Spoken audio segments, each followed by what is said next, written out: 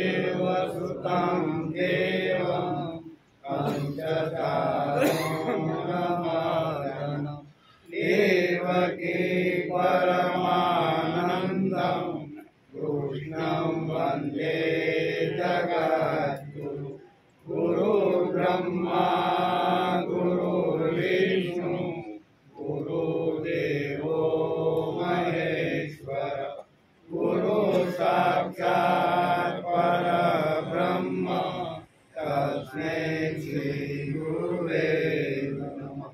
नारायणं नमस्कृत्यं नरं चैव नरोत्तमं देवीं सरस्वती व्यासं ततो जयमुदीरये ततो जयमुदीरये।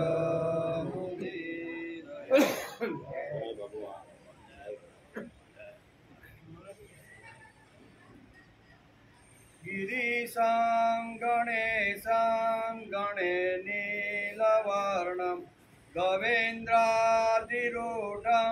गणातीतरूपं भवं भास्वरं भस्मनाम्भूषिताङ्गं भवानी कलत्रं भजे पंचवक्त्रं। जे पर्वतना अधिपति भूतानी गुणोना स्वामी काळा कंठवाळा वृषभ ઉપર બેસનારા સત્વ રજ અને તમ એ ત્રણ ગુણોથી પર જેમનું સ્વરૂપ છે એવા સર્વ બ્રહ્માંડની ઉત્પત્તિ રૂપ દેદીપ્યમાન અધિપતિ ભસ્મ વડે શોભાયમાન અંગવાળા અને પાર્વતીના પતિ એવા પાંચ મુખવાળા ભગવાન શિવજીને હું ભજન કરું છું। शिवाकांत शंभो शशांकार्ध मौले महेशान शूले जटाजूट मध्ये स्वमेको जगत व्यापको विश्वरूपो प्रसीद प्रसीद प्रभो पूर्ण रूप। हे पार्वती पति हे शंभो हे मस्तक ऊपर अर्ध चंद्र ने धारण करनारा हे जटाजूट राखनारा अने पूर्ण रूप प्रभु तमे एक ज आ समग्र जगत में व्यापक थईने विश्व रूपे रहेला छो माटे मारा पर आप प्रसन्न थाओ एम शंकराचार्य पोताना स्तोत्र में भगवान शिवजी की स्तुति करता आद्य गुरु शंकराचार्य आ प्रमाणे स्तुति करे छे। आज श्रीमद भागवत शुरू थयुं एने 294मो दिवस। गई काले आपणे एकादशा स्कंदना 16मा अध्यायना 20 થી 29 श्लोकनो अभ्यास कर्यो। आपणे अतीन्द्रिय शक्ति ने एक जग्याए बांधी दीधी छे, ताळू मारीने पूरी दीधी छे अने ए डब्बामांथी આવી રીતની सृष्टिनु आखुं जे सौंदर्य छे ए भगवान बहार काढे छे के खाली हूँ मंदिर में नहीं अथवा आकाश में नहीं, हूँ क्या क्या व्यापेलो छो एनु सुंदर मजानु वर्णन अहींया बहुत सरस रीते समजावવાનો प्रयत्न कर्यो छे। भगवान श्री कृष्णे उद्धवने કહ્યું કે હું ક્યાં ક્યાં આવીને વસ્યો છું તેનું સુંદર મજાનું વર્ણન ભાગવતકારે વેદવ્યાસે લખ્યું છે। ભગવાનને આપણે ખુલ્લા આકાશમાં અને નિસર્ગમાં લઈ જવાના છે, તેથી જ આપણે ભાગવતના 294 દિવસથી આપણે અભ્યાસ કરતા રહેલા છીએ। વિભૂતિ પૂજન એટલે મૂર્તિ પૂજાને વ્યાપક કરવી। બરાબર, મંદિરમાં બેઠેલા જે ભગવાન છે એને આપણે વિશ્વના દરેક ખૂણામાં લઈ જવાના છે, એટલે એની વ્યાપકતા સમજાવી છે ભાગવતકાર। વિભૂતિ પૂજા એટલે મૂર્તિ પૂજાને વ્યાપક કરવી। ભગવાન ઉદ્ધવને વિશ્વવ્યાપી તત્વજ્ઞાન કહે છે। આ તત્વને પૂરી રાખવાથી માનવ જીવનનો વિકાસ અટકી જાય। એ સીમિત બનાવી દો ભગવાનને કે આટલો જ ભગવાન, બીજે ક્યાંય ભગવાન નથી, આવું જો માણસ કરવા લાગે તો માણસનો વિકાસ અટકી જાય। અને એટલા માટે ભગવાને ઉદ્ધવને આ વિશ્વવ્યાપી તત્વજ્ઞાન કે હું ક્યાં ક્યાં છું, કઈ જગ્યામાં છું, કેવી રીતે છું, કોનામાં સ્થિર થયો છું, આ બધી જ વાતો અહીંયા ભાગવતના એકાદશા સ્કંધના આ વિભૂતિ યોગના 16મા અધ્યાયમાં ભગવાને ઉદ્ધવને કીધી. એનો આપણે ગઈકાલે સમજવાનો વિચાર કર્યો અને આપણે આવી રીતના શ્લોકોનું પારાયણ પણ કર્યું. આજે આપણે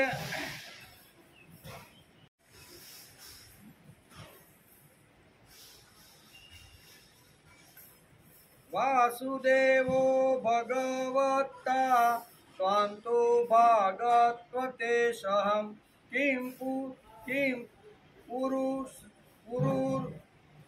કિમ પુરુષાણામ હનુમાન વિદ્યાગ્રાણ સુદર્શન રત્નાના પદ્મરાગોસ્મિ પદ્મકોશ સુપેશમા કુશોસ્મિ સર્વજાતીયામ ગતવ્યાયમ અવિગ્રહ.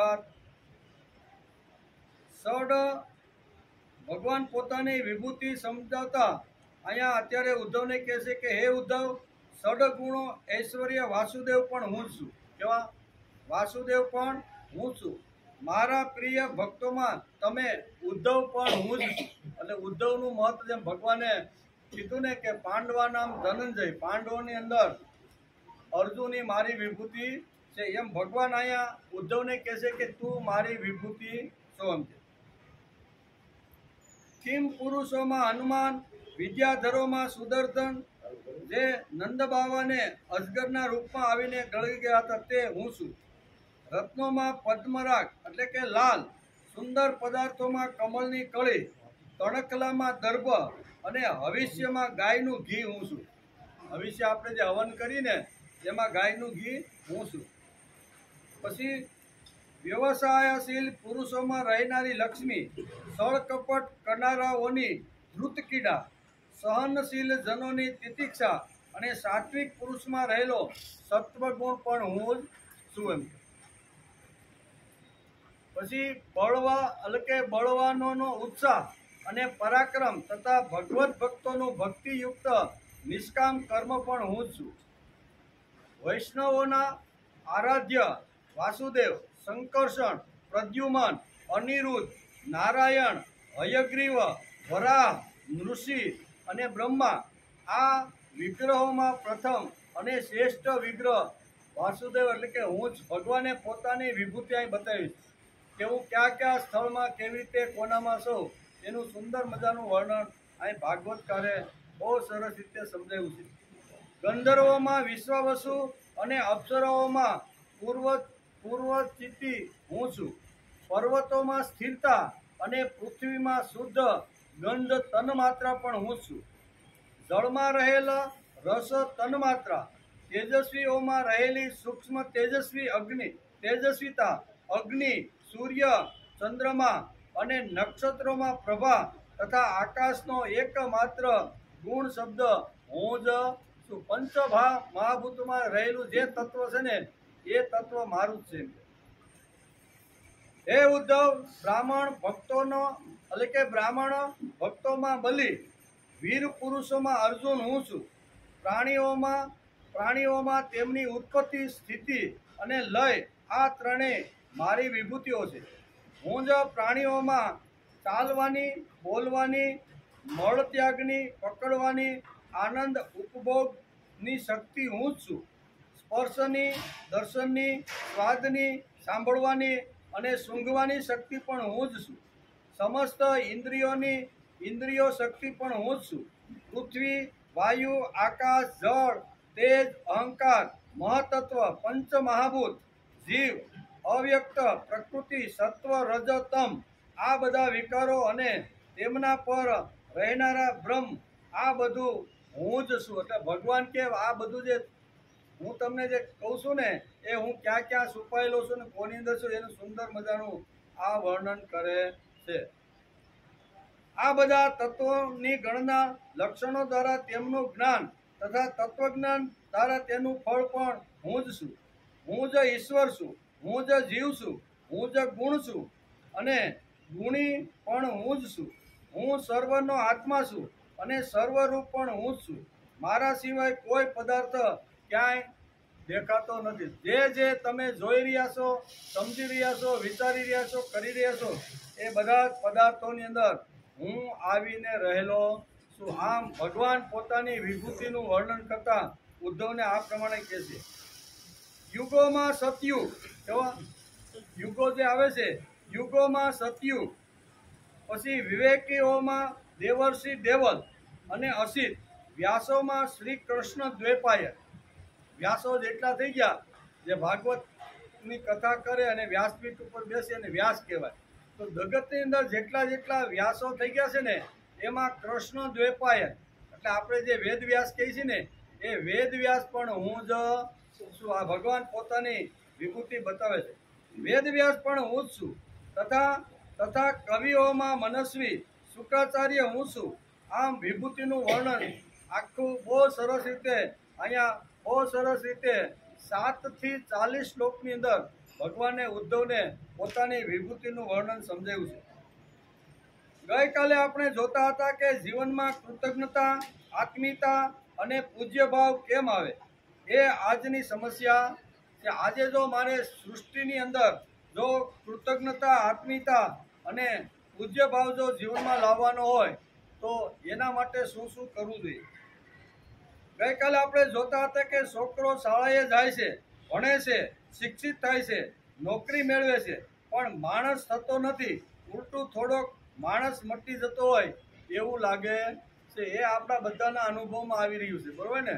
આ બધું છે જ. પૂજ્યત્વની ભૂમિકાના 4 પાયા છે, એનો આજે આપણે વિચાર કરવાનો છે.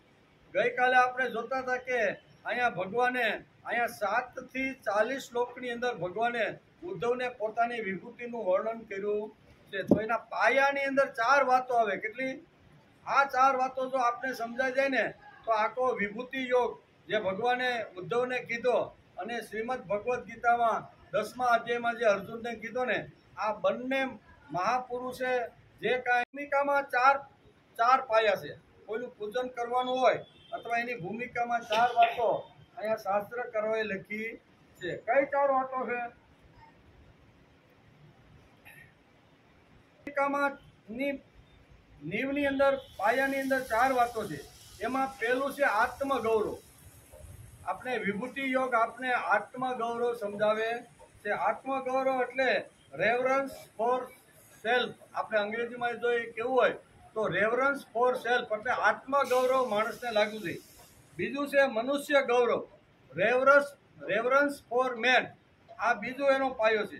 ત્રીજો પાયો છે પ્રાણી ગૌરવ, રેવરન્સ ફોર એનિમલ એટલે પ્રાણી.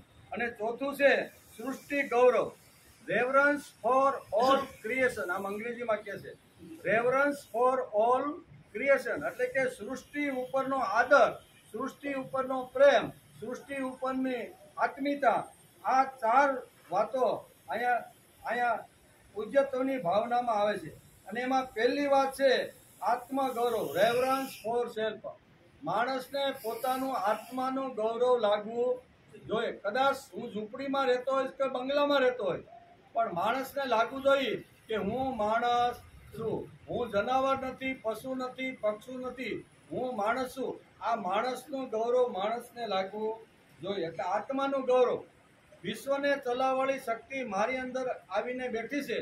તેથી કદાચ ખાવા પીવાનું ઓછું વધતું હશે, રહેવાનું ઓછું વધતું હશે, પણ વિશ્વંભર મારી અંદર આવીને બેઠો છે. આનું ગૌરવ માણસને લાગવું જોઈએ. એને કહે છે આત્મગૌરવ, કે માણસને પોતાનું આત્મગૌરવ લાગવું જોઈએ. ઘણીવાર આપણને એમ થાય કે મારી પાસે સત્તા નથી, મારી પાસે સંપત્તિ નથી, મારી પાસે એટલી કોઈ વિદ્વતા નથી, કે મારી પાસે એટલું કોઈ જ્ઞાન નથી. તેથી ઘણીવાર માણસ પોતે જ આવી રીતનો હલકો બનવાનો પ્રયત્ન કરે છે. અહીંયા ભાગવતકાર વેદવ્યાસ કહે છે કે અહીંયા કે પૂજ્યત્વની ભાવનાની અંદર આ 4 વાતો જો માણસ સમજી લે ને તો માણસ ભલે ઝૂંપડીમાં રહેતો હશે ને, પણ આમ ઊંચું માથું કરી અને ગૌરવથી રહેતો હશે. બીજી વાત છે મનુષ્ય ગૌરવ. દરેક મનુષ્યની અંદર જે મારી અંદર ભગવાન બેઠા છે એમ દરેક મનુષ્યની અંદર ભગવાન બેઠેલો છે. તેથી પ્રત્યેક માટે આદર, પ્રત્યેક માટે ભાવ, પ્રત્યેક માટે માણસને આત્મીયતા હોવી જોઈએ। ત્રીજી વાત છે પ્રાણી ગૌરવ, અને પ્રાણી ગૌરવની તો ઘણી બધી વાતો ભાગવતકાર વેદવ્યાસે અહીંયા એકાદશા સ્કંદના અહીંયા 16મા અધ્યાયમાં વિભૂતિમાં ઘણું બધું બતાવ્યું, બરોબર। એટલે કે પ્રાણી એટલે કે પશુ પક્ષીથી માંડી અને બધા ઉપર માણસને પ્રેમ હોવો જોઈએ। તેથી આપણા જૂના કાળમાં આપણે બધાને ખબર છે કે જે વખતે આપણે રસોઈ બનાવવાની શરૂઆત કરી સવારમાં, કદાચ રોટલી કે જે કાંઈ, તો એમાં 2-3 રોટલી આપણે અગાઉથી કાઢી રાખતા। એક શ્વાનનો ભાગ હોય, એક ગાયનો ભાગ હોય, બરોબર ને? તો આવી રીતનું કાઢતા, એનો અર્થ શું થયો કે અમને પશુ પક્ષી ઉપર પ્રેમ છે। એટલે આ પહેલી રોટલી જે છે ને એ આવી રીતે કૂતરાની, બીજી રોટલી છે એ ગાયની, અને પછી જ અમારે ખાવાની શરૂઆત કરવી જોઈએ। આ જૂના કાળની એક પદ્ધતિ હતી। એ આપણે શું બતાવે છે કે પશુ ઉપરનો પ્રેમ બતાવે છે। આ પશુ ઉપરના પ્રેમની વાત અહીં શાસ્ત્રકારો કે।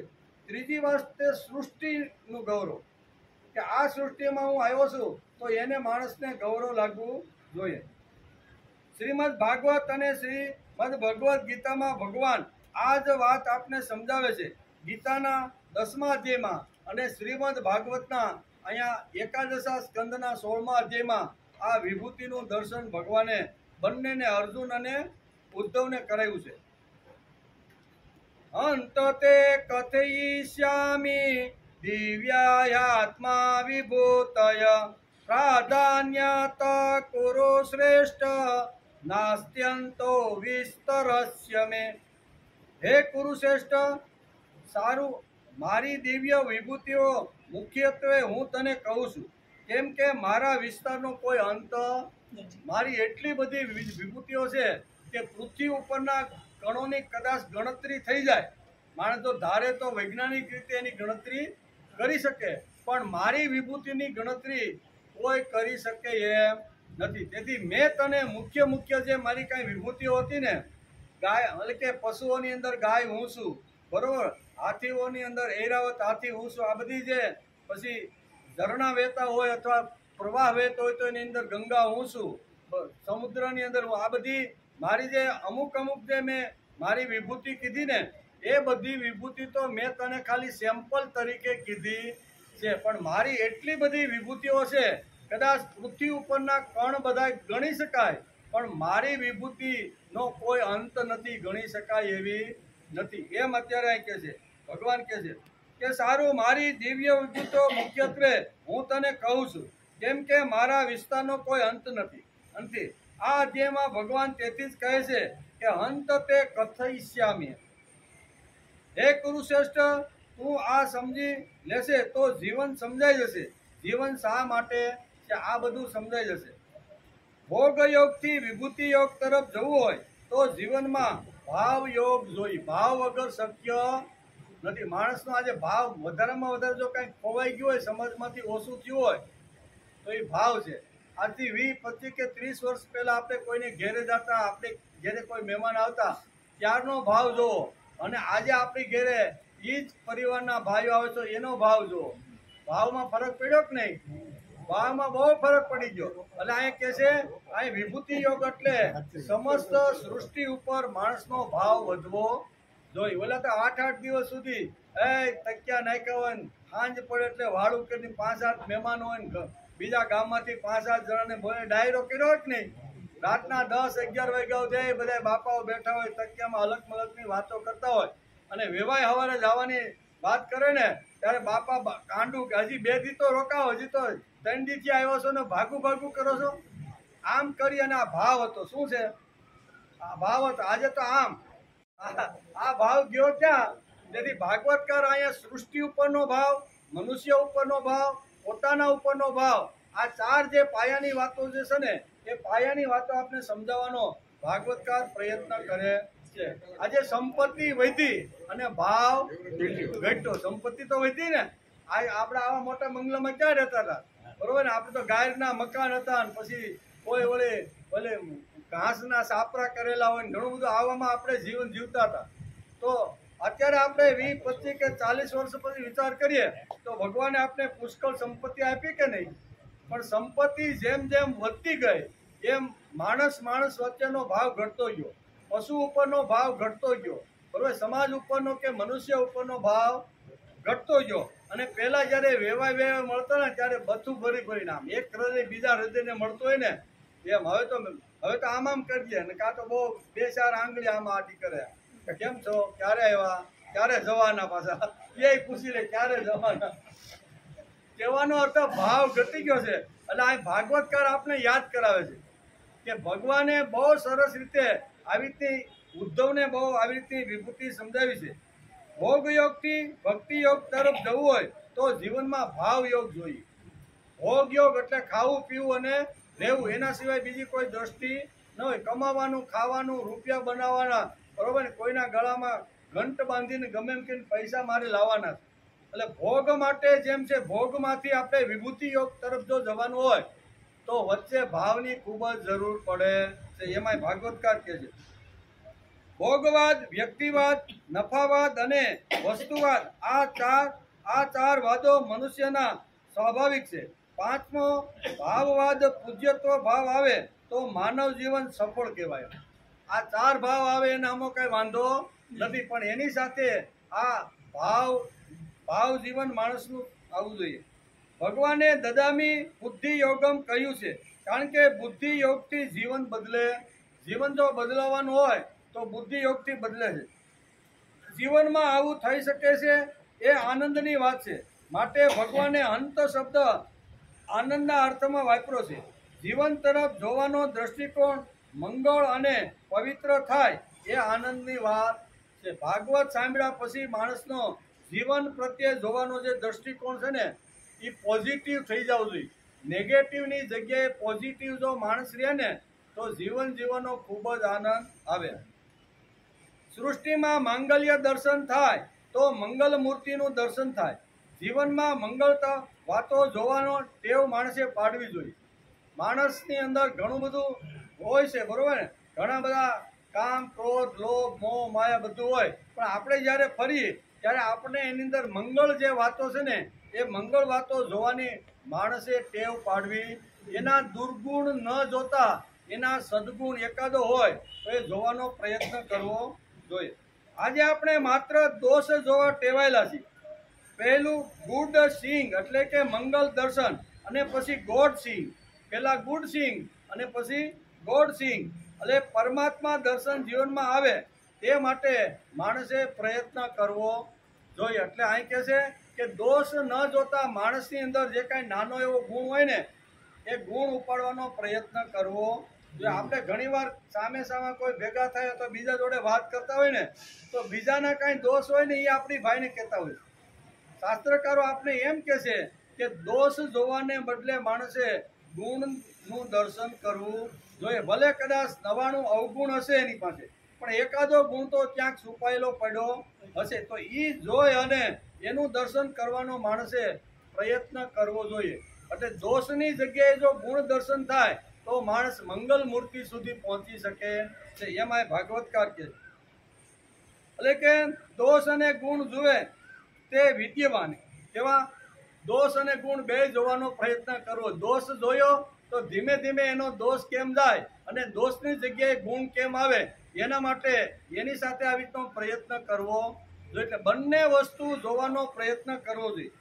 કોલેજમાં હું જ્યારે ભણતો ને 1974માં વિરાણી સાયન્સ કોલેજનું પહેલું વર્ષ છે, અને પહેલા વર્ષની અંદર આખું વર્ષ અમે ભણ્યા ખરા, પણ પછી જ્યારે શું કહેવાય વર્ષ પૂરું થાય ને ત્યારે બધા કોલેજના જે વિદ્યાર્થીઓ હોય છે તે, પ્રોફેસરો હોય તે, અને એના જે ડીન એટલે એના જે આખા બધા સુપ્રિન્ટેન્ડન્ટ હોય, બધાએ એક હોલની અંદર બધાએ ભેગું થવાનું, અને આગલે દિવસે બધાને કહી દીધું હોય કે આવતીકાલે આપણે ફીસ ફંડ રાખવાનો. કેવો ફીસ ફંડ? એટલે તમે 1 વર્ષ સુધી આ કોલેજની અંદર આપણે કાંઈ ભણ્યા છીએ ને એમાં જેના દુર્ગુણ હોય ને, પ્રોફેસરનો હોય, કોલેજના અધ્યાપકનો હોય, વિદ્યાર્થીની હોય, જીએસનો હોય કે સીએનો, જે કાંઈ દોષ હોય ને એ દોષ તમારે લઈને આવવાના, સ્ટેજ ઉપર કહેવાના કે આ પ્રોફેસરનો આ દોષ છે. એને કહેવાય ફીસ ફંડ. કેવું? એટલે આ ફીસ ફંડનો કાર્યક્રમ દરેક કોલેજમાં અમારા વખતે 1976માં થતો હતો, બરોબર? તો એ વખતે આવી રીતનો કાર્યક્રમ થયો, અને કાર્યક્રમની અંદર બધા જે કાંઈ વિદ્યાર્થી હતા એ કોલેજમાં જે પ્રોફેસરો એને ભણાવતા હતા ને એની જે કાંઈ કુટેવો હતી ને એ બધી કુટેવોમાં એક એક બધા લખીને આવ્યા. એટલે આને કહેવાય દોષ દર્શન. પણ આજે ખબર પડી આટલા વર્ષ પછી કે દોષની સાથે અહીં કે છે બે વાત અહીં લખી છે કે ફિશ પોન્ડ એટલે દોષ અને પછી પર્લ પોન્ડ એટલે ગુણ. કેવો? પર્લ પોન્ડ એટલે ગુણ. એટલે કે માણસની અંદર ગુણ જોવાનો પ્રયત્ન કરવો જોઈએ. અને આટલે ભાગવત વાંચ્યા પછી ખબર પડી કે કોલેજની અંદર આ બે સાથે સાથે હોવા જોઈએ. પણ કોલેજમાં એકાકા ફીસ પોન્ડ જ રાખે કે એના દોષ કેવા છે અને બધી દોષની બધી વાતો કરતા હોય છે. પણ ભાગવતકાર આપને સમજાવે છે કે માણસ જ્યારે જગતમાં ફરે હરે ત્યારે કોઈનો દોષ ન જોતા ગુણ દર્શન માણસે કરવું જોઈએ. તેથી તો ભગવાને આટલા બધા શ્લોકની અંદર અહીં કહે છે ને 7 થી 40 શ્લોકની અંદર અહીંયા ગુણ સૃષ્ટિમાં જ્યાં જ્યાં સુંદર મજાનું વર્ણન અહીં ભાગવતકાર વેદવ્યાસે કર્યું છે. દોષ અને ગુણ જુએ એ વિદ્યમાન કહેવાય. આમ ગુણગ્રાહી દ્રષ્ટિ આપણી થાય તો good is everywhere and God is everywhere. એ સર્વત્ર માંગલ્ય જ લાગે અને સર્વત્ર ભગવાન છે આનો અનુભવ થવા લાગે. દોષની જગ્યાએ માણસ ગુણ જોવાનો જો પ્રયત્ન કરે ને તો સર્વત્ર માણસને હરિદર્શન થાય. ચાલ એકવાર જો હરિદર્શન થવા લાગે ને બધાની અંદર ભગવાન છે જો એવું લાગે ને તો માણસનું કલ્યાણ થઈ જાય છે. બરોબર ને? આપણે શ્રાદ્ધ ભાગની અંદર ઘણી બધી વાતો એવી આવે છે. સંતોના ચરિત્રો આવે. કેવા? એ બધા સંતોનો ચરિત્રનો આપણે જ્યારે અભ્યાસ કરી ત્યાં આપને ખબર પડે કે સંતો મહાન કેવી રીતે થયા. બરોબર? સંત એકનાથ જ્યારે કાશીની અંદર અહીંયા મોટા વિદ્વાન પંડિતોને આદ્ય એ વખતના શંકરાચાર્ય અહીંયા એને પેઠણમાંથી બોલાવ્યા. પેઠણમાંથી શા માટે બોલાવ્યા? કે એનો પોતાનો જે દીકરો હરિપંડિત હતો ને એ હરિપંડિત બાપનો વિરોધી થઈ ગયો. એ હરિપંડિતને અહીંયા એકનાથે કાશી વિદ્યાલયની અંદર સંસ્કૃત સાહિત્યમાં પારંગત બનાવ્યો હતો. મોટા મોટા ગ્રંથો આવી રીતના હરિપંડિત વાંચતો અને એવો એને વિદ્વાન બનાવ્યો હતો. અને બાપા તો મારી જેમ 4 ચોપડી ભણેલા હતા. એટલે પેઠણની અંદર ભાગવત કે બધાને હળે મળે સાદું જીવન જીવે અને ભગવાનની વાતો ભગવાનનું કામ કરે. એટલે હરિપંડિત અવારનવાર બાપને ટોકે કે બાપ તમે આ બધું ખોટું કરો છો. કાશીની અંદર હું ભણી આવ્યો છો ને ભણીએ ત્યારે આવી રીતની વિદ્યમાન વાતો થવી જોઈએ.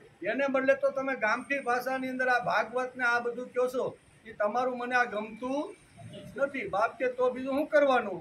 તો કે હવે મારે તમારી જોડે રહેવું નથી. એમ બાપને છોડી અને હરિપંડિત ક્યાં ગયો? કાશીમાં પાછો વયો ગયો. કે બાપા ઝૂણવાણી માણસ બરોબર ભાગવત આખું જે છે ને એ પ્રાકૃત ભાષામાં એટલે કે મરાઠી ભાષામાં કરે છે. હવે આવું કાંઈ કરાય? બાપાને ઝૂણવાણી ઓર્થોડોક્સ અંગ્રેજીમાં શું કે ને ઓર્થોડોક્સ કે આ મારો બાપો તો હાવ ઓર્થોડોક્સ ઘરડો જાળો કેમ. હવે એની ત્યાં ભગવાન 12 વર્ષ આવી તો પાણી ભર્યું, એના વાયદા કર્યા, એની રસોઈ બનાવી અને આવી જેની કક્ષા હોય એને પોતાનો જ દીકરો શું કે છે આ મારા બાપાને અક્કલ નથી, મને એના કરતા અક્કલ વધારે છે. બાપાને જો અક્કલ ન હોય તો ભગવાન દ્વારકા છોડીને 12 વર્ષ સુધી અહીંયા કાંઈ એકનાથની હંજવારી કાઢવા, એકનાથની ગાયું દોવા, એની રસોઈ બનાવવાનું, એના વાયદા કરવાના, શું કહેવાય કાવડથી પાણી ભરો. હવે આ બાપાને અક્કલ ન હોય તો આવે દ્વારકાધીશ. પણ છોકરાને શું થયું? મારા બાપાને અક્કલ નથી. આજે ઘણા છોકરા બોલે સામેથી કહી દે અને ઘણા મનમાં રાખે પણ વાત તો બધાને આ જ છે કે મારા બાપાને અક્કલ નથી, એના કરતા હું હોશિયાર શું. આવું થાય કે નહીં? ઘણા બોલી ગયા ભાઈ બાપા બેહોની હું સોટા છો તમને, હવે તમારા જમાના આમ કરીને બેહાડી દે. ઘણા બોલ, ઘણા મનમાં રાખે એ ડો ભલે ની બેકે રાખે. આપણે બહુ ધ્યાન આપવાનું, આપણી રીતે હાલવાનું છે. આવું થાય કે નહીં? અહીંયા હરિપંડિત પણ આવું કરવા લાગ્યો. કાશીમાં જઈ અને શંકરાચાર્યને કીધું કે મારા બાપા તો પ્રાકૃત ભાષાની અંદર વેદ ઉપનિષદ અને આવી રીતના ભાગવતના પ્રાકૃત ભાષામાં કહે છે. આ સંસ્કૃત ભાષામાં લખાયેલા ગ્રંથો સંસ્કૃત ભાષામાં જ કહેવા જોઈએ. આ મારા બાપા તો આ બધું ગામડિયું કરે છે. એટલે શંકરાચાર્ય કે ફરિયાદ આવી એટલે એ કાળના આવા શંકરાચાર્ય 400-500 વર્ષ પહેલાનો એ કાળ કેવો હશે વિચાર તો કરો. અને શંકરાચાર્ય એક પત્ર લખ્યો પેઠણમાં એકનાથ ઉપર કે તમે આવી રીતનું બધું કરો છો તો તમે અહીંયા આવી અને તમે જે કાંઈ પ્રવૃત્તિ કરો છો ને એના જવાબો અમારા પંડિતો તમને પૂછશે અને એમાં તમારે જવાબ આપવા પડશે. અને એકનાથના હાથમાં કાગળ આવ્યો કાશીથી અને એ શંકરાચાર્યનો, એટલે ગિરજાબાઈ ધ્રુજવા માંડ્યા. ગિરજાબાઈ કે આ શું છે? તો કે આપણે અહીંયા પોઝિટિવ એ લીધું કે કાશી વિશ્વનાથના દર્શન કરવા માટે કેટલાય વર્ષથી આપણે પ્લાન કરતા હતા, પણ આપણે સવારે 5 વાગ્યાથી રાતના 10 વાગ્યા સુધીનો એટલો ટાઈમ શેડ્યુલ ટાઈટ હતો કે આપણે તીર્થયાત્રા કરવા જઈ શકતા નહીં. આ તો ભગવાન શિવજીએ બોલાવ્યા. કાશીમાંથી જે કાશી વિશ્વનાથ જે ભગવાન છે ને એને આપણે આ તેવડું મોટું છે કે આપણે હવે એને આ લીધું એમ. કોને પોઝિટિવ લીધું, નકર નેગેટિવ શું હતું કે એને તો વિદ્વાનો સાથે ચર્ચા કરવાની હતી અને વિદ્વાનો સાથે ચર્ચા કર્યા પછી એકના જો હાલી જાય ને તો એને સળિયાની પાછળ ધકેલી દેવાના. કારાવાસની અંદર પૂરવા માટે તો શંકરાચાર્ય પત્ર લખ્યો અને એ એકનાથ સમજી ગયા કે કાંઈ વાંધો નહીં, પણ ગિરજાબાઈને કીધું કે કાશી વિશ્વનાથે આપણે તીર્થયાત્રા કરતા કરતા ત્યાં બોલાવ્યા છે, બરોબર ને? આપણે ટાઈમ રહેતો નહોતો એટલે ભગવાને સામેથી આપણે આવી રીતના મોકલ્યા. વાર્તા લાંબી છે ઘણી બધી. કહેવાનો અર્થ કે આવી રીતના નેગેટિવ વિચાર ન કરતા એમણે પોઝિટિવ લીધું અને આખો સંઘ કાશી ગયો. અને કાશીના અહીંયા મણિકર્ણિકા ઘાટ છે, ત્યાં જોયો હોય તો લગભગ જાય એટલે મણિકર્ણિકા ઘાટ ઉપર આવી રીતની અહીંયા સભા રાખવામાં આવી. શંકરાચાર્ય સહિત એ જે મોટા મોટા જે પંડિતો હતા દરેક વિષયના, એ દરેક વિષયના કાશીના પંડિતોને ત્યાં હાજર કરવામાં આવ્યા. અને શંકરાચાર્ય કીધું કે તમે આ જે આ ગામડાનો જે આ માણસ છે અને આવી રીતનું બધું કરે છે એને પ્રશ્ન પૂછો અને ભાગવતની અંદર ઉલટું સુલટું જો કાંઈ દે ને તો આપણે એને જેલના હરિયામાં નાખી દેવાના. ત્યાં પહેલા દિવસની સભાની અંદર ઘણી બધી પ્રશ્નોત્તરી થઈ. પ્રશ્નોત્તરીમાં જે પ્રશ્ન પંડિતો અહીંયા એકનાથને પૂછતા ગયા, એકનાથે સરસ મજાના જે કાંઈ ઘટનાઓ ઘટતી હતી એ બધા એને જવાબો આપ્યા. એ કે આવી રીતના ભાગવતની અંદર, ભાગવત સંસ્કૃતમાં લખાયેલું છે, વેદ અને ઉપનિષદ સંસ્કૃતમાં લખાયેલા છે, તો આ સંસ્કૃતની અંદર લખાયેલા જે ગ્રંથ છે એ તમે પ્રાકૃત મરાઠી ભાષામાં તમે શા માટે કહો છો? તમારે તો સંસ્કૃત ભાષામાં જ કહેવા જોઈએ. ત્યારે એકનાથ કહે છે કે ભાઈ હું ભણ્યો છું ઓછું એટલે મને સંસ્કૃત ફાવતું નથી, એટલે અમારી ગામઠી ભાષા જે છે ને એ ગામઠી ભાષાની અંદર હું ભગવાનની વાતો કરું છું, ભાગવતની વાતો કરું છું, ભાગવતના પ્રસંગો આ ગામઠી ભાષામાં છે ને એ બધા લોકોને કહું છું. તો કે આવી રીતનો તમને અધિકાર કોણે આપ્યો? એ કે તમે જે સંસ્કૃતમાં જે કહેવાની જે વાતો હોય એ કરશો તો આ અધિકાર તમને કોણે આપ્યો? ત્યારે એકનાથ કહે છે કે આ અધિકાર તો મારા ભગવાને મને આપેલો છે. એ કે ભગવાને કેમ આપ્યો? તો કે મને મંદિરમાં જે પુરાયેલો જે ભગવાન હતો, ડબ્બામાં પુરાયેલો જે ભગવાન હતો ને એ ભગવાન મને અકળાઈ ગયેલો લાગ્યો. હું કે એકનાથ હું છે ખાલી મંદિરમાં જે પુરાયેલો ભગવાન હતો અને ડબ્બામાં અમુક સાંપ્રદાયિક લોકોએ જે બાંધીને જે રાખી દીધો હતો ને એ ભગવાનનું અકળામણ મારાથી જોવાનું નહીં. તેથી મેં એને ખુલ્લાની અંદર ભગવાન કેવા છે એનું આવી રીતનું વિશ્વરૂપ બતાવવા માટે ભગવાનની જે વાતો છે ને એ ભગવાન ક્યાં ક્યાં છે, કેવી રીતના છે ને એ કહેવા માટે હું ભગવાનની વાતો લઈને સમાજની અંદર ફરું છું. બરોબર? કહેવાનો અર્થ કે આ બધી વાતોની ચર્ચા થઈ તો કે તમે ભાગવતમાં શું કહો છો? તો કે કાંઈ વાંધો નહીં, આવતીકાલથી હું ભાગવત હું જે મરાઠી ભાષામાં કહું છું એ પંડિતો તમે બધો સાંભળજો અને એમાં જો કાંઈ પણ ભૂલ નીકળે, હું જે કાંઈ અર્થઘટન કરું અને એમાં જો તમને કાંઈ લાગે તો હું તમે જે સજા કરો ને એ સજા ભોગવવા માટે તૈયાર. મણિકર્ણિકા માટે આવી રીતની સુંદર વ્યવસ્થા થઈ. બીજે દિવસે જે પંડિતો એની પરીક્ષા કરવા માટે આવ્યા હતા, દરેક પંડિત હતા, એમાં બધા એમાં શું કહેવાય, એમાં આખા બ્રાહ્મણ ગ્રંથ જેને અભ્યાસ કર્યો છે એવા પણ પંડિત હતા, વેદોનો અભ્યાસ કર્યો છે એવા હતા, પછી આવા ઉપનિષદના જે થોતા ઉતરો એ બધા પંડિતો લાઈનમાં બેસીને એક પછી એક બધી વાતો સાંભળવા લાગ્યા. પહેલે દિવસે સાંભળી તો પંડિતોને ક્યાંય આમાં કાંઈ ગૂંચવણ દેખાણી નહીં કે અર્થઘટન તો ભાગવતની અંદર વેદવ્યાસે જે કર્યું છે એ બરોબર જ ચાલે છે અને વેદવ્યાસે કર્યું છે એના અર્થો સમજાવીને આ માણસે તો બહુ સારું એમ જે પરીક્ષા કરવા માટે આવ્યા હતા ને એ અહીંયા બેઠા રહ્યા. હાંજ સુધી 2 સેશનની અંદર આવી રીતનું ભાગવત થયું, સવારે 3 કલાક અને 3 કલાક બપોર પછી, પણ કોઈ પંડિત એની સામે ભૂલ કાઢી શક્યો નહીં. અને આવી રીતના બીજા દિવસે બેઠા જે ભૂલ ગોતવા માટે અથવા સજા કરવા માટે શંકરાચાર્ય પંડિતોને જે આદેશ આપ્યો હતો એ બધા જ પંડિતો 7 દિવસ સુધી બેઠા. કોઈએ કાંઈ પ્રશ્ન કર્યો કે આમાં કાંઈ ભૂલ જ નથી તો અમારે ભૂલ ગોતવી ક્યાંથી?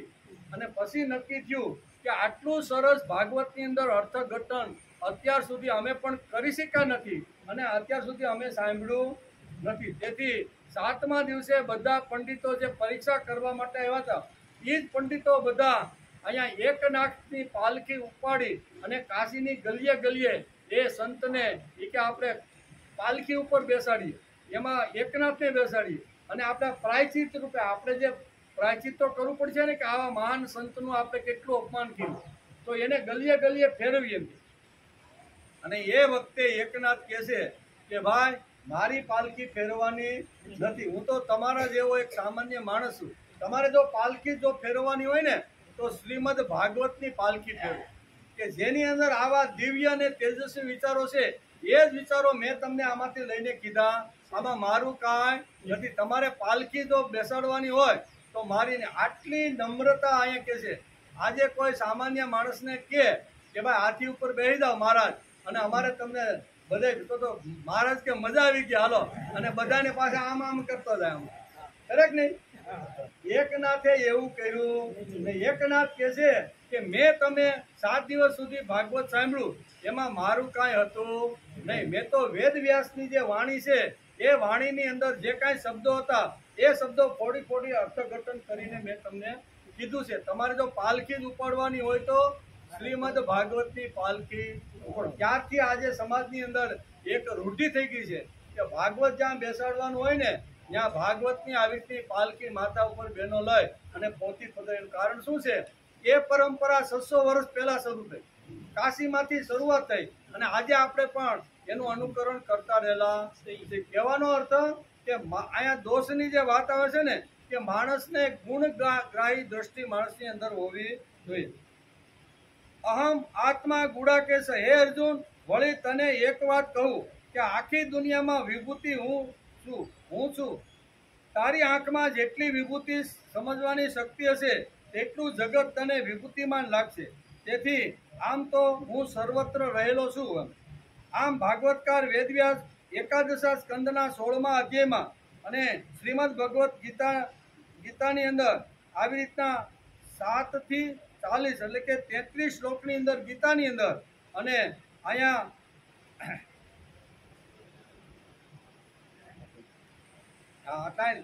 આમ પાસે 11 સ્કંદના 16ના અધ્યાયમાં 7 થી 40 શ્લોક એટલે 33 શ્લોકમાં અહીંયા વિભૂતિનું વર્ણન કર્યું છે. અને ગીતાના 10મા અધ્યાયના 19 થી 42 અને 23 શ્લોકની અંદર આ સુંદર જે વર્ણન છે એ વર્ણન ભાગવતકારે લખ્યું છે. બરાબર. ત્યાર પછી કહે છે જેમ ગીતામાં વર્ણન છે તેમ ભગવાન 11 સ્કંદના 16મા અધ્યાયમાં ઉદ્ધવને ભગવાન કહે છે કે હે ઉદ્ધવ, સંગવ્યાનમ પરમાણુનામ કાલે ન ક્રિયતે મયા ન તથા મે વિભૂતાના સૃજોતિન તત્કોટિષી. જો હું ગણવા લાયક સૌંદર્ય, સૌભાગ્ય, પરાક્રમ, તિતિક્ષા અને વિજ્ઞાન વગેરે શ્રેષ્ઠ ગુણ હોય છે તે મારો જ અંશ છે. કણની ગણતરી કદાચ થઈ શકે હે ઉદ્ધવ, પણ મારા જે વિભૂતિ મત્વ જે તત્વ છે એની ગણતરી થઈ શકે એમ નથી. તેથી ટૂંકમાં કહું છું કે તને આવું જ્યાં જ્યાં દેખાય ને જ્યાં મારી હું બતાવ્યું એમાં જ્યાં તને તેજ દેખાય ને એમાં સમજવાનું કે આ મારી વિભૂતિ છે. પછી શ્રી એટલે લક્ષ્મી, વૈભવની અંદર આવડતો માણસ તને જ્યારે દેખાય ને ત્યારે સમજવાનું કે ભગવાન આની અંદર આવીને ખીલા છે. કીર્તિ, ઐશ્વર્ય, લજ્જા, ત્યાગ, સૌહાર્દ, સૌભાગ્ય, પરાક્રમ, તિતિક્ષા અને વિજ્ઞાન વગેરે શ્રેષ્ઠ ગુણો જ્યાં જ્યાં તને જોવા મળે ને એ બધી જ મારી વિભૂતિ છે. આમ તો હું સર્વત્ર રહેલો છું, છતાં પણ જો તારે જાણવું હોય તો કહું એમ કહીને ભગવાન મુખ્ય વિભૂતિનું વર્ણન કરે છે. પ્રસાદી રૂપે માત્ર કેટલીક વિભૂતિઓનો ઉલ્લેખ ભગવાન વેદવ્યાસે અહીંયા ભાગવતથી થાય છે.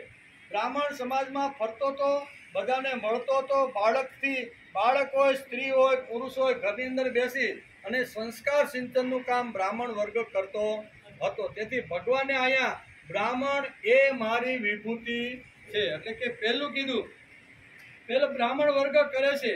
તેથી બ્રાહ્મણોનું વિભૂતિ મહત્વ ભગવાને અહીંયા એકાદશા સ્કંદના 16મા અધ્યાયમાં બતાવ્યું છે. બીજું, ક્ષત્રિયોનું વિભૂતિ મહત્વ કીધું ને, આ બધા વર્ણન ભાગવતની અંદર આવે છે. ક્ષત્રિયોનું વિભૂતિ મહત્વ કહ્યું. વૃષ્ણિ નામ વાસુદેવસ્ય અને પાંડવા નામ ધનંજય નરાણાંચ નરાધિપ કહી આમ ક્ષત્રિયોનું અહીંયા વિભૂતિ મહત્વ બતાવ્યું છે.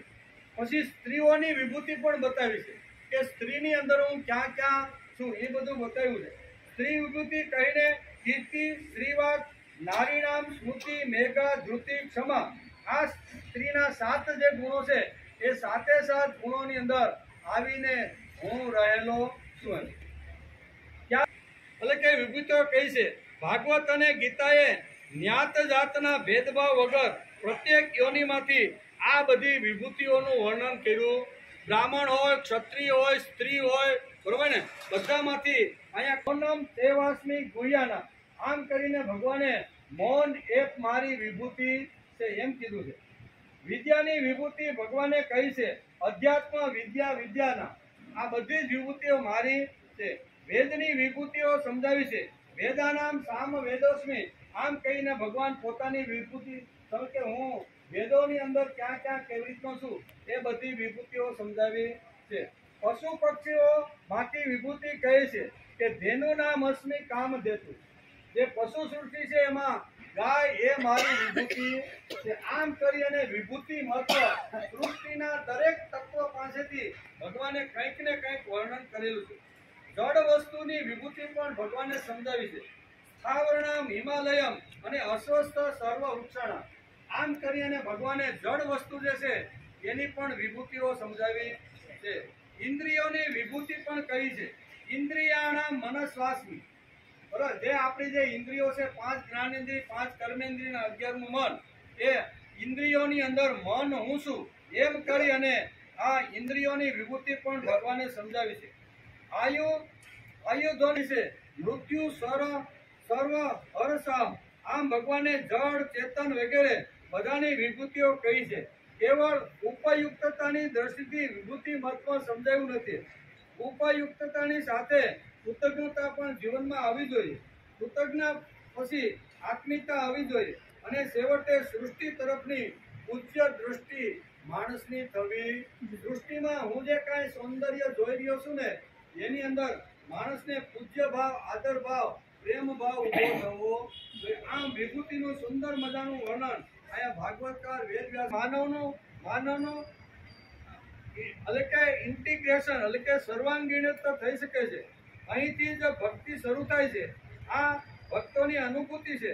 સમસ્ત સૃષ્ટિ માટે પૂજ્ય ભાવ આ આપણું તત્વજ્ઞાન છે. તત્વજ્ઞાન સમજાતા ભગવાન અત્યારે ઉદ્ધવને કહે છે કે સમસ્ત સૃષ્ટિ પ્રત્યે માણસને આદર હોવો જોઈએ. રેવરન્સ ફોર ક્રિએશન, અંગ્રેજીમાં કહે ને કે રેવરન્સ ફોર ઓલ ક્રિએશન, એટલે કે સૃષ્ટિની અંદર મને જે કાંઈ દેખાય છે, બરોબર ને, એના તરફ આદર, એના તરફ પ્રેમ, એના પ્રત્યે પૂજ્ય ભાવ હોવો જોઈએ. આ આપણું તત્વજ્ઞાન છે. આ આપણું જીવન દર્શન છે. ભગવાન શ્રી કૃષ્ણ આ જીવન લીલા સમજાવવા માટે જ આવ્યા હતા. તે કઈ ખાલી ગોપીઓ સાથે રાસલીલા કરવા આવ્યા અને આ બધું જે તત્વજ્ઞાન જે ભૂલાયું હતું અને અર્જુન અને ઉદ્ધવે જે કાંઈ પ્રશ્ન પૂછી અને એ તત્વજ્ઞાનને તાજું કરવા માટે ભગવાન આવ્યા હતા. ભગવાન શ્રી કૃષ્ણ આ જીવન લીલા સમજાવવા માટે જ આવ્યા હતા. તે કંઈ ખાલી ગોપીઓ સાથે રાસલીલા કરવા નહોતા આવ્યા. આ સૃષ્ટિ તરફનો દ્રષ્ટિકોણ કેવો હોવો જોઈએ એનું વર્ણન તે ઝવેરાત ભાગવતમાં ઉદ્ધવ સામે ભગવાને ખુલ્લું મૂક્યું છે. તેનું વિભૂતિ મહત્વ સમજાયું છે અને એનો વૈભવ પણ સમજાવ્યો. આ જે પેટીમાં રાખેલા બધા જે રત્નો હતા, ઝવેરાત હતી ને, એ ઝવેરાત અહીંયા ભગવાને અહીંયા 7 થી 40 શ્લોકની અંદર ખુલ્લી મૂકી અને ઉદ્ધવને આવી મારી વિભૂતિ, હું ક્યાં ક્યાં છું, કેવી રીતે સ્થિર થયો છું, ક્યાં મારું અસ્તિત્વ છે, આ બધું સમજાવ્યું છે. પૂજ્યત્વ એ ભગવાનના માથા ઉપરના મુકુટના મોરપીંછ છે. અને તેથી માનવ જાતિ માટે પૂજ્ય ભાવ એ મોરપીંછ છે. ભગવાન શ્રી કૃષ્ણને ઉદ્ધવ અને અર્જુન વચ્ચે એટલો પ્રેમ છે કે બંનેએ ઝવેરાત વિશે જાણીને પૂછ્યું છે, ભાઈ તમારું ઝવેરાત કયું છે, તમારો વૈભવ કયો છે, તમારી પાસે જે ધન ધાન્ય જે મિલકત તમે જે સુપી રીતે રાખી છે એ બધું ક્યાં છે. એટલે બંને માટે શ્રીમદ ભગવદ્ ગીતાના 10મા અધ્યાયની અંદર અને શ્રીમદ ભાગવતના 11 સ્કંદની અંદર અહીંયા 16મા અધ્યાયની અંદર ભગવાને પોતાની તિજોરીમાંથી ઝવેરાત કાઢી અને અર્જુન અને ઉદ્ધવને આ વિભૂતિ મહત્વ દર્શન કરાવીને હું ક્યાં ક્યાં છું, કયા સ્થળમાં રહેલું છું, ક્યાં મારું અસ્તિત્વ છે, ક્યાં વધારે છે, ક્યાં ઓછું છે, બરોબર, પતંગિયામાં રહેલું શું કે છે. સંખ્યાનામ પરમાણુનામ કાલે ન ક્રિયતે મયા ન તથા મે વિભૂતાનામ સૃજતો જ્ઞાતકોષિત. જો હું ગણવા લાગુ તો કદાચ પરમાણુઓની ગણતરી થઈ જાય, પરંતુ મારી વિભૂતિઓની ગણના થઈ શકે એમ નથી. કેમ કે જ્યારે મારા રચેલા કોટી કોટી બ્રહ્માંડોની પણ ગણતરી થઈ શકતી નથી, ત્યારે મારી વિભૂતિની ગણતરી કઈ રીતે થઈ શકે. આમ ભગવાન ઉદ્ધવને આ કહે છે. એમ સમજો કે જેનામાં પણ સત્વ, તેજ, શ્રી, કીર્તિ, ઐશ્વર્ય, લજ્જા, ત્યાગ, સૌંદર્ય, સૌભાગ્ય, પરાક્રમ, તિતિક્ષા અને વિજ્ઞાન વગેરે શ્રેષ્ઠ ગુણો હોય ને, તે મારી વિભૂતિ તારે સમજવાની. મારી વિભૂતિનું વર્ણન થઈ શકે એમ નથી. આ 14 બ્રહ્માંડની અંદર સૃષ્ટિમાં કેટલી સૃષ્ટિ રચી છે, બરોબર ને. હવે એની અંદર કેટલી કેટલી વિભૂતિઓ છે એનું ગણતરી થઈ શકે એમ નથી. તેથી હું તને કહું છું કે આ લોકોની અંદર આવી રીતનું તને જોવા મળે ને તો એ મારી જ વિભૂતિ ને મારો જ અંશ છે.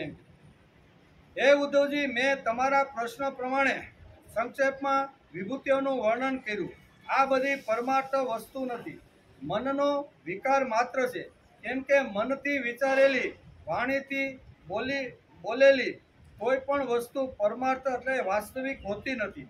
એ તો એક કલ્પના જ માણસની હોય છે. એમ ભગવાન અત્યારે ઉદ્ધવને કહે છે. તેથી તમે વાણીને વશમાં રાખો. ઉદ્ધવને શું કહે છે? તેથી તમે વાણીને વશમાં રાખો, મનના સંકલ્પ વિકલ્પ બંધ કરો, પ્રાણોને વશમાં કરો અને ઇન્દ્રિયોનું દમન કરો તથા સાત્વિક બુદ્ધિ દ્વારા સાંસારિક બાબતનું ચિંતન છોડી દો. પછી તમારે સંસારના જન્મ મૃત્યુ રૂપી દુઃખમય માર્ગમાં ભટકવું નહીં પડે. જે સાધક બુદ્ધિ દ્વારા વાણી અને મનને પૂરી રીતે વશમાં કરતો નથી, તેના વ્રત, તેના તપ અને તેનું જ્ઞાન એ રીતે ક્ષીણ થઈ જાય છે, જેમાં કાચા ઘડામાં ભરેલું જળ. તેથી મારા પ્રિય ભક્તો, મારા પરાયણ થઈને ભક્તિયુક્ત બુદ્ધિથી વાણી, મન અને પ્રાણનો સંયમ કરવો જોઈએ. આવું કર્યા પછી તેને કાંઈ કરવાનું શેષ બાકી રહેતું નથી અને માણસ કૃતકૃત્ય થઈ જાય છે. તેથી સંકલ્પ વિકલ્પ છોડો, બધું છોડો અને મારી અંદર તમે મનને સ્થિર કરી દો. છેલ્લા શ્લોકની અંદર ભગવાન ઉદ્ધવને આ કહે છે. ઇતિ શ્રીમદ ભાગવતે મહાપુરાણે પારમહંસ્યા સંહિતાયા 11 સ્કંદે 16 અધ્યાય. 11મા સ્કંદ અંતર્ગત 16મો અધ્યાય સમાપ્ત થયો. 16મા અધ્યાયની અંદર ખાસ તો ઉદ્ધવે ભગવાનને પ્રશ્ન કર્યો હતો કે ભગવાન, તમારું વિભૂતિ મર્મના મને દર્શન કરાવો. બરોબર, મંદિરમાં ને આકાશમાં તો તમે છો જ, પણ એ સિવાય તમે ક્યાં ક્યાં કઈ જગ્યા ઉપર કોનામાં તમે વસેલા છો, આ વિભૂતિ મારે તમારી પાસેથી મારે સાંભળવાની છે. એમ કરી અને ભગવાન અહીંયા સુંદર મજાની વિભૂતિનું વર્ણન કરે છે. એનું આપણે 4-5 દિવસથી અભ્યાસ કરતા હતા. આજે શ્રાવણ વદ ચોથ બહુ મોટો તહેવાર છે આજનો, જેને આપણે બોળસોત કહીએ છીએ, બરોબર ને. એ બોળસોતની અંદર ગાયનું પૂજન કરવામાં આવે છે. અને આપણે જે વિભૂતિ દર્શનની અંદર જોતા હતા ત્યારે ભગવાને ઉદ્ધવને કીધેલું કે પશુઓ, જ્યાં જ્યાં પશુઓનું તમે જ્યારે દર્શન કરો અને પશુના પ્રતિનિધિ તરીકે ગાયની અંદર હું રહેલો છું. એટલે ગાયની અંદર ભગવાન બેઠા છે અને વિભૂતિનું દર્શન આપને ગાયની અંદર કરાવ્યું ભગવાને એકાદશા સ્કંદની અંદર આપને કરાવ્યું છે. તેથી આજે યોગાનું યોગ બોળ શોધ છે, ગાયનું પૂજન છે. ગામડે ગામડે ઘણી જગ્યાએ આવી રીતે ગાયનું પૂજન આખા સમૂહમાં બહેનો બધી કરતા હોય છે. તો ગાય માતાનું પૂજન શા માટે આવ્યું અને હજારો વર્ષોથી આ ટકી રહ્યું છે આજે, એ મોટી વાત છે. વૈદિક સંસ્કૃતિના જે આ બધા હથિયારો છે અને આ બધા જે સાધનો છે ને, એ ઘણા ઉપર ધૂળ બાજી ગઈ છે, ઘણા ઉપર ઘણું ઘણું કાળાશ આવી ગઈ છે. પણ અમુક જે ઉત્સવો ને પ્રતીકો જે છે ને આપણા, એ પ્રતીકો અને ઉત્સવ પર ધૂળ બાજી નથી. આ સુંદર મજાનો અને એક અદ્ભુત અને અદ્વિતીય આવી રીતનું પ્રતીક આપણું છે. અને પ્રતીક કયો તો પ્રતીક અને ઉત્સવ કયો તો ઉત્સવ. એને આપણે બોળ શોધ કહીએ. બોળ શોધની અંદર એટલે કે શ્રાવણ વદ ચોથના દિવસે ગામના બધા જ બહેનો ભેગા થાય. કોઈ ગામની અંદર મોટો ડેલો હોય તો એની અંદર ગાયને રાખીને સરસ મજાનું પૂજન કરતા હોય છે. આ બધું શા માટે કેવી રીતે આવ્યું એને જો આપણે સમજી લઈએ તો જે વખતે ગાયનું પૂજન કરતા હોઈશું ને ત્યારે આપણે એની અંદર આપણું મન અને આપણી બુદ્ધિ સારી રીતે લાગશે. તો થોડોક આજે એ ઉત્સવ યોગાનું યોગ આવ્યો છે બોળ શોધનો, તો ગાય માતાને પણ આપણે નમસ્કાર કરી લઈએ. ભારતીય સંસ્કૃતિ ભગવાનની સર્વવ્યાપકતામાં માનનારી છે. જળ હોય, ચેતન હોય ચરાચર સકલ સૃષ્ટિમાં તે પરમાત્મા તત્વનો આપણે જોવા મળે, પરમાત્મા તત્વનો વિલાસ આપણે જોવા મળે છે. અને તેથી જીવનની વિકસિત પરંપરામાં તે માત્ર માનવતા એટલે કે હ્યુમિનિટી સુધી અટકતી નથી. માનવથી પણ આગળ જઈને આપણી ભારતીય સંસ્કૃતિ અહીંયા પૂજાની ઘણી બધી વાતો આપને સમજાવે છે. પ્રાણી માત્રમાં જો ભગવાન વસતો હોય તો તેના પર દયા કેમ થાય? પ્રાણી માત્રમાં જો ભગવાન વસતો હોય તો એના પ્રત્યે દયા કરાય નહીં. દયા કોના ઉપર કરાય? કે જેમાં ભગવાન નથી તેના ઉપર દયા કરાય. આ ભાગવતકાર કહે છે અને આપણા ભારતીય સંસ્કૃતિમાં સુંદર મજાની એક વાત છે કે પ્રાણીઓમાં જો ભગવાન વસતો હોય તો તેના પર દયા કેમ થાય? ભગવાન પર તો પ્રેમ કરાય, દયા કરાય. પ્રાણી સૃષ્ટિથી માંડીને બધાને ભગવાન જો એને સંભાળતો હોય, એનું પોષણ કરતો હોય અને સારી રીતે આવી રીતનું જો યાદ કરતો હોય તો આપણે એનું પૂજન કરવું, પૂજનનો વિચાર કરવાનો છે. આ રીતે ભારતીય સંસ્કૃતિની દ્રષ્ટિએ માનવના દિલમાં પ્રાણી માત્ર ને માટે આદર, રેવરન્સ ફોર એનિમલ, આપણે આગળ જોતા હતા ને કે reverence for animal, reverence for man અને રેવરન્સ ફોર ઓર ક્રિએશન. આ ચાર વાતો જે તત્વો આપણે જોયા આગળ, એની અંદર આ ચાર વાતોથી એમાં એક આ પશુ સૃષ્ટિનું ગૌરવ, રેવરન્સ ફોર એનિમલ, પશુ સૃષ્ટિ ઉપરનું ગૌરવ પણ માણસે વિચારવું જોઈએ. આ રીતે ભારતીય સંસ્કૃતિની દ્રષ્ટિએ માનવના દિલમાં પ્રાણી માત્રને માટે રેવરન્સ ફોર એનિમલ હોવો જોઈએ. ભારતીય સંસ્કૃતિ માનવને સમગ્ર સૃષ્ટિ ઉપર આત્મગૌરવ દ્રષ્ટિથી પ્રેમ કરવાનું શીખવે છે. સમગ્ર પ્રાણી સૃષ્ટિ પર પ્રેમ કરવાની માનવની અશક્તિ, મર્યાદિત શક્તિ, બુદ્ધિ અને અશક્યતાને ધ્યાનમાં લઈને આપણા ઋષિએ પ્રાણી સૃષ્ટિના પ્રતિનિધિ તરીકે ગાયનું પૂજન કરવાનું કીધું છે. પશુ તો કેટલા બધા છે, નાના પશુથી માંડી અને મોટા પશુનો જો વિચાર કરીએ અને રોજ આપણે એ બધુંનું કાંઈ પૂજન કરી શકતા નથી. તેથી શાસ્ત્રકારો, આપણા ઋષિઓએ સુંદર મજાનો એક રસ્તો બતાવ્યો કે પશુ સૃષ્ટિની અંદર જેટલા પશુઓ છે એના પ્રતિનિધિ તરીકે ગાયનું પૂજન જો તમે કરી લેશો તો પશુ સૃષ્ટિની અંદર જેટલા પશુઓ છે એનું પૂજન થશે. તેથી એના પ્રતિનિધિ તરીકે ગાયનું પૂજન વર્ષની અંદર એકવાર ભારતીય સંસ્કૃતિમાં રાખવામાં આવ્યું છે. પૃથ્વીની ધારણામાં ગાયનો બહુ મોટો ફાળો છે. કેવો? બહુ મોટો ફાળો છે. મોટો ફાળો છે. ગાય, બ્રાહ્મણ, વેદ, સતીઓ અને સત્યવાદીઓ, નિર્લોભી અને દાનવીરો, આ 7 લોકની પૃથ્વીથી આખું રક્ષણ થાય છે, એનું ધારણ થાય છે. એની અંદર આ પાયામાં 7 વાતો હોય છે. ઋષિઓએ જ્યારે ગાય ઉપર પ્રેમ કરવાનો આદેશ આપ્યો ત્યારે હિન્દુ શબ્દ પ્રચલિત ન હતો. તેથી ગાય એ સમગ્ર વિશ્વની પૂજનીય, આદરણીય અને વંદનીય છે. જે વખતે ઋષિઓએ આ શબ્દ આપ્યો એ વખતે કાંઈ હિન્દુ શબ્દ એવી રીતનો હતો નહીં. માનવની માનવેતર સૃષ્ટિ સાથે પ્રેમ કરવાની હિંમતનો ગો પૂજામાં પરિચય મળે છે. ગાય માનવીને પોતાનું સર્વસ્વ આપે છે. તેના દૂધ પી માનવ પુષ્ટ બને છે. તેના સંતાનને હળમાં જોડી પોતાની ખેતીની અંદર જોડીને લીલીછમ ખેતીને બનાવે છે. ગાયની અંદર રહેલું જે દૂધ છે એ દૂધ પીને માણસ પુષ્ટ થાય છે. ગાય જે વિયાય એમાંથી જે બળદો આવે એ બળદોથી માણસ પોતાની ખેતીની અંદર જોતરી અને ખેતીને લીલીછમ બનાવે છે. છાણ ગૌમૂત્ર જીવામૃત બનાવી ખેતીને જીવંત બનાવે છે. ખેતી માટે અક્ષીર ઔષધિઓ આ બધી છે. ખેતીને જો જીવંત રાખવી હશે ને અને આવી રીતે ફળદ્રુપ રાખવી હશે તો ગાયનું છાણ અને ગાયનું મૂત્ર, બરોબર, ગાયનું આપણે ગૌમૂત્ર કહીએ છીએ ને, એનો જો અર્ક બનાવી અને આપણી જે વનસ્પતિ અથવા ફળ ફૂલ જે કાંઈ હોય એના ઉપર જો છંટકાવ કરશું તો આપણી ખેતી જીવંત રહેવાની છે. તેથી ભારતીય સંસ્કૃતિની અંદર ફક્ત ઉપયુક્તતા માટે ગાયનું પૂજન કરો, ગાયને સાચવો, ગાયને સંભાળો એટલા માટે કીધું નથી. પણ ગાયનું દૂધ પી અને માણસ નાનાનો મોટો થાય છે તો જેનું અમે દૂધ પીધું એ ખાલી ઉપયુક્તતા નહીં પણ એ અમારી માતા છે. જેમ નાનું બાળક પોતાના માનો સ્તનપાન કરીને જેમ મોટું થાય છે તો બાળક માટે એ માતા એની પવિત્ર ગણાય છે. તો એમ હું ગાયનું દૂધ પીને જો સમાજની અંદર નાનાનો મોટો થયો હોય તો મારા માટે ગાય ખાલી ગાય નથી, ગાય ખાલી પશુ નથી, ગાય મારી માતા છે. શા માટે કે માતાનું દૂધ પી અને હું આવી રીતનો મોટો થયો. ગૌમૂત્ર અનેક રોગ ઉપર અક્ષીર ઔષધ પુરવાર થયું છે. આવા અનંત ઉપકારો જેણે માનવ ઉપર કર્યા છે તે ગાય માટે માણસે કૃતજ્ઞ ન રહેવું જોઈએ.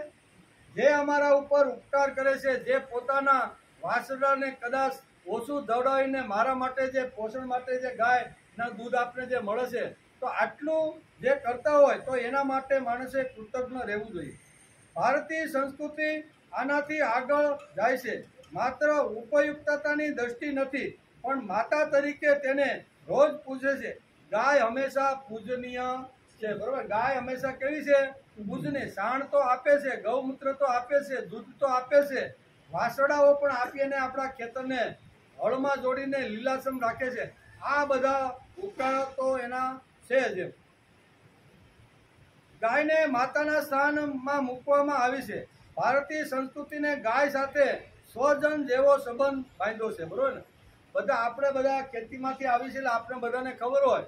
આપણે બધા જ્યારે સાંજનું ખેતીનું કામ પૂરું થાય અને ઘેર જ્યારે આપણે આવી ગાડું વાડું છોડી અને હાથ પગ ધોઈને આપણે જ્યારે જમવાનો ચાલુ કરીને એ પહેલાં ઘરના લોકોને પૂછે કે ગાયને પાણી પાયું, ગાયને નિરણ નાખી.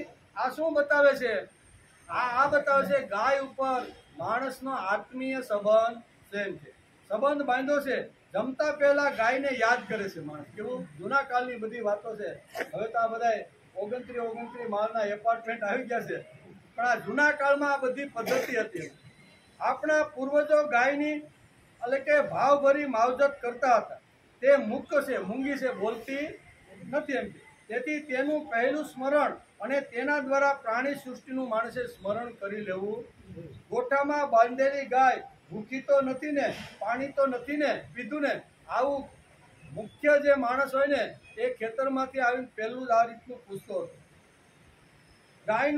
ગાયનું મહત્વ ભગવાન શ્રી કૃષ્ણે પણ ઘણું વધાર્યું છે. ગાયના ગુણોને લક્ષ્યમાં રાખી પોતાના જીવનમાં તેને વણી લીધા. ભગવાન કૃષ્ણે પણ ગાયનું ખૂબ જ મહત્વ વધાર્યું છે. એ આપણે જ્યારે 10મા સ્કંદનો જ્યારે ભગવાન કૃષ્ણની જ્યારે લીલાઓનું વર્ણન કરતા હતા ત્યારે ભગવાને ગાયો ઉપર કેટલો પ્રેમ કર્યો છે ને એનું વર્ણન સુંદર મજાનું ભાગવતના 10મા સ્કંદની અંદર આપણે ગોપાલ કહેવા લાગ્યા. હું કહેવા લાગ્યા કે આ તો કનૈયો નહીં પણ કેવો છે? ગો એટલે ગાય અને પાલ એટલે પાલન કરવું. ગાયોનું જે પાલન કરે છે, ગાયોને જે સંભાળે છે, ગાયો માટે આદર અને જેને પ્રેમ છે, બરોબર ને, એવા ગોપાલ એને કહેવા લાગ્યા. એટલે ભગવાનનું એક નામ શું પડ્યું? ગોપાલ. એનો અર્થ કે ભગવાન કૃષ્ણએ ગાય ઉપર આંતરડાનો પ્રેમ કર્યો છે તો મારે પણ, હું એનો ઉપાસક હોઉં તો મારે પણ ગાય ઉપર પ્રેમ કરવો જોઈએ. ગાયનું મહત્વ ભગવાન શ્રી કૃષ્ણે પણ ઘણું વધાર્યું છે. ગાયના ગુણોને લક્ષ્યમાં રાખી પોતાના જીવનમાં તેને વણી લીધા છે. ગાયને ગાયને જીવનનું અંગ બનાવી પોતે ફક્ત કૃષ્ણ ન રહેતા ગોપાલ બની ગયા છે. શ્રી કૃષ્ણે ગાયોને એટલો પ્રેમ આપ્યો હતો કે તેમની મુરલીની જ્યારે ધૂન સૂર નીકળે મોરલીમાંથી ત્યારે બધી જ ગાયો જ્યાં જ્યાં આટા ફેરા મારતી હોય ને એ બધી ગાયો આવી. આપણે એક પ્રસંગ ભાગવતના 10મા સ્કંદની અંદર જોયો કે કૃષ્ણ નાનો એવો કૃષ્ણ વાસડાઓ સારવા માટે એ યમુનાના કિનારા આજુબાજુના જંગલની અંદર આવી રીતના હતા અને એમાં એક રાક્ષસ આવી અને બધી જ ગાયોને અને ગોવાળિયા હતા ને એ બધાને ઉપાડીને જતો રહ્યો. આપણે આ પ્રસંગ આવ્યો છે અને એ વખતે ભગવાન વિચાર કરે છે કે આ ગાયો ગઈ ક્યાં, ગોવાળિયા જે ચારતા થઈ ગયા ક્યાં. ભગવાને પોતે આંખ બંધ કરીને જોયું તો એક અસુર આ બધી ગાયોને ઉપાડીને જતો રહ્યો. હવે આને પાછી લાવવી કેવી રીતે? ત્યારે ભગવાન યમુનાના કિનારા ઉપર સુંદર મજાની વાંસળીનો સૂર કહેશે અને વાંસળીના સૂરે બધી જ ગાયો પાછી પોતાની પાસે આવી જાય. એટલે કહેવાનો અર્થ કે આપણા ગાયને શ્રી કૃષ્ણે ગાયને એટલો પ્રેમ આપ્યો હતો કે તેમની મુરલીની ધૂન સાંભળીને ગાયો બધી દોડતી આવતી હતી. ગોવર્ધન પૂજાનો મહિમા સમજાવી તેમણે ગોકુળમાં ઘી દૂધની રેલમ સેલમ કરી દીધી હતી. આપણે ગાયોને પાળવી જોઈએ કારણ કે ગાયો ઉપર તો આપણું આખું જીવન છે. ભગવાને દરેક ગોપાલ અને વયોવૃદ્ધ અને સામાન્ય માણસને બધાને સમજાવ્યા કે આપણે તો જંગલમાં રહેવાવાળા, ક્યારે અહીંથી ઘર બદલીને આપણા ઉસાળા ગાડામાં ભરીને ક્યાં જવું પડે ખબર ને. આપણે તો પશુપાલક છીએ અને પશુપાલકે પશુપાલનનો ધંધો કેવો કરવો જોઈએ આ બધું ભગવાને ગોકુળ અને વૃંદાવનમાં રહીને બધું સરસ સમજાવ્યું છે. શ્રી કૃષ્ણે ગાયોને એટલો પ્રેમ આપ્યો હતો કે તેમની મુરલીની ધૂન સાંભળીને દોડતી આવતી. ગોવર્ધન પૂજાનો મહિમા સમજાવી તેમણે ગોકુળમાં ઘી દૂધની રેલમ સેલમ કરી હતી. ગાય પરોપકારી તો છે જ પરંતુ તેના પરોપકારની સાથે સાથે તેનો વાગોળવાનો ગુણ પણ ધ્યાન ખેંચે તેવો છે. વાગોળવાનો જે ગાયનો જે ગુણ છે ને એ ગુણ માણસે ઉપાડવાનો પ્રયત્ન કરવો જોઈએ. ગાય લીલું ઘાસ તથા સૂકું ઘાસ ખાય પણ ઘાસ ખાધા પછી શાંતિથી બેસી અને વાગોળે છે. જે લીલું ઘાસ ખાધું છે, પીળું ઘાસ ખાધું છે એને વાગોળી અને સફેદ દૂધની અંદર રૂપાંતર કરી દે છે. માણસે પણ કોઈ જગ્યાએ જ્યારે વિચારો સાંભળવા માટે જાય ને એટલે એ વિચારો પરબારા ઉપાડી લેવાના નથી, પણ આ વિચારોમાં કેટલું તથ્ય છે, કેટલું સત્ય છે, કેટલું ઉપાડવા જેવું છે અને કેટલું ફેંકી દેવાયું છે એ માણસે સાંભળ્યા પછી પણ વાગોળવાનો પ્રયત્ન કરવો. ફલાણા ભાઈ કહે છે એટલે બધું સાચું છે એવું નહીં. ભગવાને આપણે બુદ્ધિ આપી, અક્કલ આપી, હોશિયારી આપી તો એને વાગોળવાનો પ્રયત્ન માણસે કરવો જોઈએ કે હું જે વિચારો સાંભળીને આવું છું એ વિચારોમાં કેટલું તથ્ય છે, કેટલું સાચું છે, કેટલું ફેંકવા જેવું છે, કેટલું જીવનમાં લાવી અને આચારમાં મૂકવા જેવું છે. ગાય પાસેથી આ ગુણ આપણે લેવાનો છે. ચાવી વાગોળી અને લીલા ઘાસનું રૂપાંતર સફેદ દૂધની અંદર કરે કે નથી કરતી એમ આપણે ગમે તેટલા વિચારો ગમે ત્યાંથી સાંભળ્યા હોય એનું મનોમંથન કરી ઘૂંટી અને એ વિચારો જો પકડવા જેવો હોય, ઉપાડવા જેવો હોય, આચારમાં લાવવા જેવો હોય તો લાવવાના, નકર ફેંકી દેવાના. એમ આપણું ગાયના વાગોળવાના વિચારથી આપણે આ વાત મળે છે. આપણે પણ આપણી પાસે આવતા વિચારો કે મંતવ્યોને તરત સ્વીકારી ન લેતા ગાયની માફક વાગોળીએ, તેના ઉપર ચિંતન કરીએ, તેના ઉપર મનન કરીએ અને પછી જો લાગે કે આ લેવા જેવા છે તો લેવાના, નહીતર ફેંકીને હાલતું થઈ જવાનું છે. ગાય પાસેથી આ બધું આપણે જાણવા મળે છે. ગાયની સાથેના એક્યને આપણા પૂર્વજોએ કેટલું પ્રાધાન્ય આપ્યું છે આ શ્લોક ઉપરથી આપને ખબર છે. ગાવો મે અગ્રત સંતુ, ગાવો મે સંતુ પૃષ્ઠત, ગાવો મે હૃદયે સંતુ, ગવા મધ્ય વસામ્યહમ. ગાયનું કેટલું મહત્વ છે તે આ શ્લોકની અંદર આપણા શાસ્ત્રકારોએ વણી લીધું. ગાવો મે અગ્રત સંતુ, મારા આગળના ભાગમાં ગાય રહે. પછી ગાવો મે સંતુ પૃષ્ઠ, મારા પૃષ્ઠતલ પાછળ, મારા પાછળના ભાગમાં ગાય રહે. ગાયો મે હૃદયે સંતુ, ગાય મારા હૃદયમાં રહે. ગવા મધ્યે વસન, આની વચ્ચે હું રહું. આગળ ગાયો હોય પાછળ ગાયો હોય અને મારા હૃદયમાં ગાય હોય, આની વચ્ચે મારે રહેવાનું છે. તો એનો અર્થ શું થાય છે? તો શાસ્ત્રકારો આપણે સમજાવે છે, ભારતીય સંસ્કૃતિની દ્રષ્ટિએ ગાય એ વિભૂતિ છે. સર્વ ઉપનિષદો ગાવો. ઋષિ એવું લખ્યું, સર્વ ઉપનિષદો ગાવો. જે ઉપનિષદો છે એના માટે ગાય શબ્દ વપરાય. ત્યાં કીધું ને, સર્વ ઉપનિષદો ગાવો. આ દ્રષ્ટિથી ઉપનિષદ એ ગાય છે. ઉપનિષદ શું છે? આપણા જે ઉપનિષદો છે ને બધા, ઈશાવાસ્ય હોય, કેનો ઉપનિષદ હોય, નારાયણ ઉપનિષદ, આ બધા જે આપણા ઉપનિષદો છે ને, એ ઉપનિષદો આપણે ગાય છે. આગળ પાછળ મધ્યમાં ઉપનિષદના વિચારો રહો અને મારો જીવન પંથ ઉજ્જવળ કરો. એનો અર્થ એક પણ આવો થાય. ગો એટલે ગાય પણ થાય, અને ગો એટલે આવી રીતનો ઉપનિષદ.